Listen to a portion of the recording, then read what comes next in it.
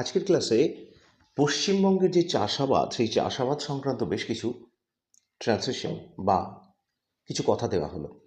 এগুলো reports, paragraphs বিভিন্ন ধরনের জিনিস লিখতে কাজে লাগবে। অনেক ভালো ভালো নতুন নতুন ওয়ার্ডস আছে। আশা করি এই ওয়ার্ডসগুলো তোমাদের প্রচুর প্রচুর কাজে লাগবে এবং ট্রান্সলেশনগুলো প্রচুর কাজে লাগবে। তাই ভিডিওটাকে পুরো প্রথম থেকে শেষ অবধি দেখতে অনুরোধ করছি। আর আর চ্যানেলে যারা নতুন আছো তাদেরকে বলছি চ্যানেলটাকে সাবস্ক্রাইব করতে এবং আমাদের পাশে থাকতে। তো এবার আমরা শুরু করছি লেখাটা। Agriculture in West Bengal.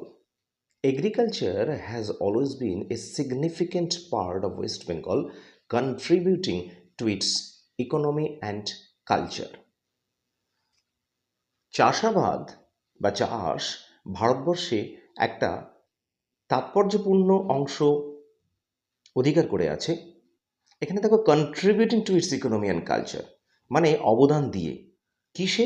না ইকোনমি। ইকোনমি মানে হচ্ছে অর্থনীতি, আর কালচার মানে হচ্ছে সংস্কৃতি। মানে চাষাবাদটা পশ্চিমবঙ্গের সংস্কৃতি এবং অর্থনীতি এই দুটোকেই একটা বিরাট অবদান দিয়ে একটা তাৎপর্যপূর্ণ ভূমিকা এর বা তাৎপর্যপূর্ণ অংশ গ্রহণ করে আছে। এখানে দেখো কন্ট্রিবিউটিং, এখানে কিন্তু ভার্বের সাথে আইএনজি যোগ করেই কিন্তু পুরোটা যে অবদান করেছে, এটাকে অবদান করছে, অবদান দান করছে সেটাকে কিন্তু বুঝিয়ে দেওয়া হয়েছে। কন্ট্রিবিউট মানে হচ্ছে কোনো জিনিস দান করা বা অবদান দেওয়া, আর তার সঙ্গে আইএনজি করে এখানে কন্ট্রিবিউটিং করা হয়েছে। তারপরে over the years farming practice has improved, leading to the introduction of the new crops and vegetables in different regions in West Bengal. ট্রান্সলেশনগুলো একটু বড় বড় হচ্ছে, এগুলো একটু উচ্চ ধরনের ট্রান্সলেশন বা প্যারাগ্রাফ বা কম্পিটিটিভ এক্সামেও কিন্তু লেখার জন্য কাজে লাগবে, প্লাস স্কুলে বা একাডেমিক লেভেলেও কিন্তু এটা কাজে লাগবে। ওভার দ্য ইয়ার্স কথাটার মানে হচ্ছে বছরের পর বছর ধরে। ফার্মিং প্র্যাকটিস কথাটার মানে হচ্ছে কৃষি পদ্ধতি, কৃষির যে প্রচলন আছে সেই ফার্মিং প্র্যাকটিস মানে হচ্ছে কৃষির প্রচলন বা কৃষি হ্যাজ ইমপ্রুভড, সেটা উন্নত হয়েছে। হ্যাজ ইমপ্রুভড মানে হচ্ছে প্রেজেন্ট পারফেক্ট টেন্সে আছে, এটা এখানে হ্যাজ ব্যবহার করা হয়েছে এই ফার্মিং প্র্যাকটিসটাকে বোঝাচ্ছে, সেটা উন্নত হয়েছে, তাহলে হ্যাজ ব্যবহার করেছে। Has improved leading to the introduction of the new crops and vegetables in different regions in West Bengal. এখানে দেখো লিডিং টু দ্য ইন্ট্রোডাকশন মানে একটা পরিচিতি দিচ্ছে, এখানেও কিন্তু ভার্বের সঙ্গে অ্যাজ যোগ করে দেওয়া হয়েছে। এখানে বলতে পারা যায় যে এটা একটা পার্টিসিপল হিসেবে কাজ করছে। লিড থেকে leading, leading to the introduction of new crops, নতুন নতুন শস্য, নতুন নতুন ভেজিটেবলস মানে সবজি ইত্যাদি বিভিন্ন রিজিয়নে, রিজিয়ন মানে হচ্ছে বিভিন্ন জায়গা, অঞ্চল, বিভিন্ন অঞ্চলে সেগুলো আবিষ্কার হয়েছে সেখানের আবহাওয়া অনুযায়ী পশ্চিমবঙ্গে, মানে বিভিন্ন জেলাতে বিভিন্ন রকম শাকসবজি এবং শস্য দানা ক্রপস সেগুলো আবিষ্কার হয়েছে এবং সেই অনুযায়ী সেখানে আবহাওয়া অনুযায়ী সেখানে চাষ হচ্ছে।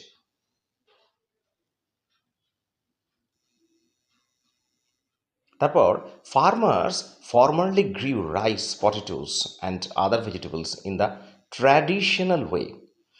ফার্মার্স মানে চাষিরা আগে, ফর্মালি কথাটা মানে হচ্ছে আগে, আগে উৎপাদন করতো। গ্রিউ, গ্রিউ মানে হচ্ছে জন্মানো, গ্রো মানে হচ্ছে জন্মানো, তার পাস্ট টেন্স হচ্ছে গ্রিউ, তাহলে উৎপন্ন করতো, কি উৎপন্ন করতো? রাইস মানে ভাত বা চাল, পটেটোস আলু এবং অন্যান্য ভেজিটেবলস বা শাকসবজি ইন দ্য ট্র্যাডিশনাল ওয়ে। এই ট্র্যাডিশনাল ওয়ে এই যে কথাটা, এই ট্র্যাডিশনাল ওয়ে কথাটার মানে হচ্ছে চিরাচরিত নিয়মে, মানে আগেকার নিয়মে, একেবারে যেটা চলে আসছে, যেখানে কোনো নতুনত্ব ছিল না সেই রকম নিয়মে চাষ করে আসছিল।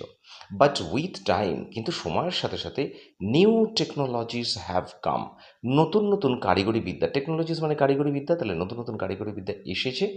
And now they have increased the production of essential crops like rice, potatoes to keep pace with the growing population. এবং সেই সমস্ত টেকনোলজিগুলো কী করেছে? হ্যাভ ইনক্রিজড, বাড়িয়ে দিয়েছে। এখানে ইনক্রিজ কথাটা মানে বাড়িয়ে দেওয়া, বাড়িয়ে দিয়েছে the production of essential crops. কী বাড়িয়ে দিয়েছে?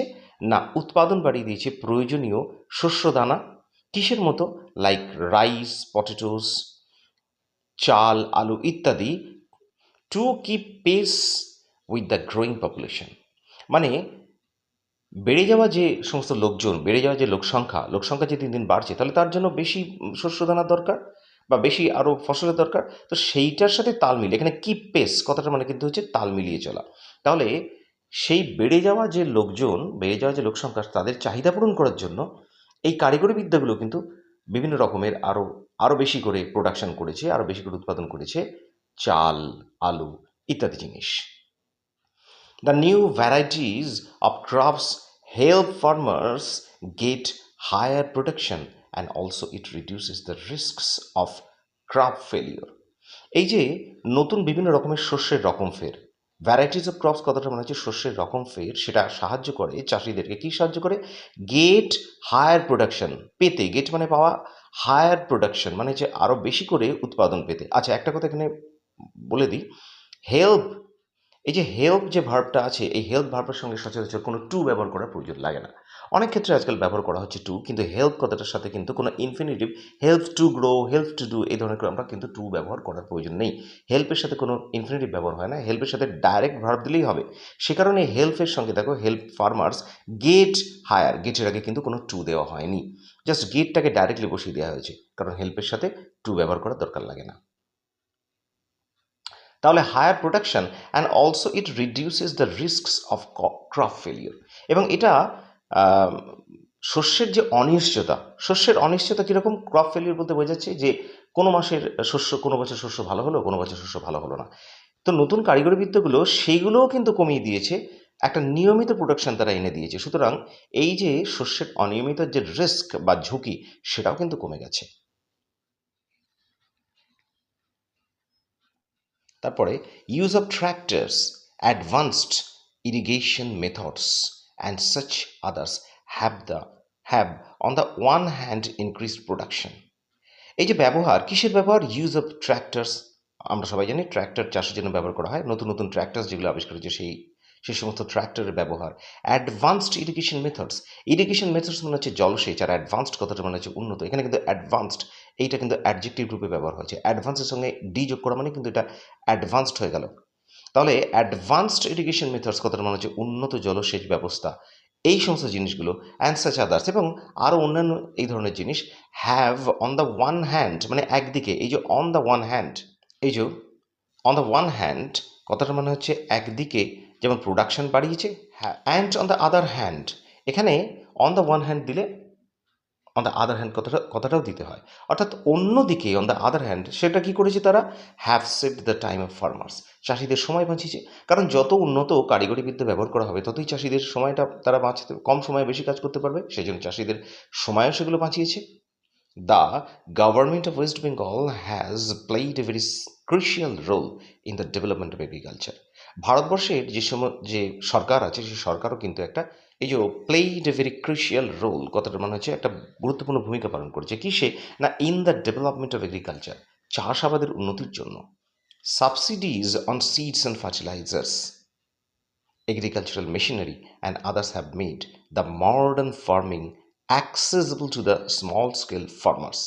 সাবসিডি মানে আমরা জানি সরকার থেকে যে ভর্তুকি দেওয়া হয়, টাকা পয়সা যে সাহায্য করার জন্য দেওয়া হয়, কিসের উপরে, অন দ্য সিডস মানে বীজ কিনতে, অ্যান্ড ফার্টিলাইজার সার কিনতে, এবং এগ্রিকালচারাল মেশিনারি, এগ্রিকালচার মেশিনারি মানে আমরা সবাই জানি বিভিন্ন রকমের এগ্রিকালচার মেশিনারি হয় চাষ করার জন্য, বিভিন্ন মেশিনারি, বিভিন্ন যন্ত্রপাতি হয় সেইগুলো কেনার জন্য, এবং অন্যান্য কাজে, and others have made the modern farming, এবং সেগুলো কি করেছে, হ্যাভ মেড মানে হচ্ছে করা, মানে সেগুলোকে করেছে মডার্ন ফার্মিং, আধুনিক কৃষিকে কি করেছে, অ্যাক্সেসিবল। এই যে অ্যাক্সেসিবল কথাটা মানে হচ্ছে পাওয়ার যোগ্য, অর্থাৎ চাষিরা যে সেগুলো পেতে পারে, কম খরচে যে পেতে পারে, আগে যে পেতো না বেশি খরচের জন্য, এখন যে পেতে পারছে, এরকম ব্যাপারটা বুঝিয়েছে যে সেই ভর্তুকির জন্য তারা এই সমস্ত যন্ত্রপাতি বা আরও অনেক জিনিস, সার ফার ইত্যাদি জিনিসগুলো তারা পাচ্ছে, অ্যাক্সেসিবল হয়েছে তাদের কাছে, এই খরচ কমে যাওয়ার জন্য, এই ভর্তুকি দেওয়ার জন্য বা সাবসিডি দেওয়ার জন্য, to the small scale farmers, মানে ওই যেটা বললাম যে ছোট আকারের যে কৃষক, তাদের কাছে, তাদের খরচা কম হওয়ার জন্য তাদের কাছেও এই জিনিসগুলো তারা সহজেই পেতে পারছে। এরপরে, in addition to that, training programs and workshops have educated farmers on the modern agricultural techniques. আচ্ছা, এইগুলো ছাড়াও বাড়তি করে, ইন অ্যাডিশন টু দ্যাট মানে এগুলো ছাড়াও ট্রেনিং প্রোগ্রামস, আমরা জানি যে চাষিদেরকে ট্রেনিং দেওয়া হয়, বিভিন্ন কোম্পানি থেকে শুরু করে, সরকার থেকে শুরু করে, সরকারেরা বিভিন্ন ট্রেনিং দেয় চাষাবাদের ওপরে, কীভাবে চাষ করতে হবে, কী সার ব্যবহার করতে হবে, এগুলোর ওপরে training programs and workshops. Workshops মানে কিন্তু কর্মশালা, একটা কর্মসূচি, একটা ওয়ার্কশপ কয়েকদিনের তৈরি করা হয়, দিন পাঁচেকের, দিন সাতেকের, এরকম একটা ওয়ার্কশপ তৈরি করা হয়। সেই ধরনের ওয়ার্কশপগুলো, কর্মশালাগুলোও কিন্তু হ্যাভ এডুকেটেড ফার্মার্সদেরকে, চাষিদেরকে শিক্ষিত করে তুলেছে, কিসের উপরে, on the modern agricultural techniques. এই যে আধুনিক যে এগ্রিকালচারাল চাষাবাদের যে টেকনিক আছে, যে সমস্ত কারিগরি বিদ্যা আছে, সেইগুলোর ওপরে তাদেরকে এডুকেটেড মানে শিক্ষিত করে তুলেছে। As we look in the future, যখন আমরা ভবিষ্যতের দিকে দেখি, continuous innovation will be essential for further progress in the agriculture of West Bengal.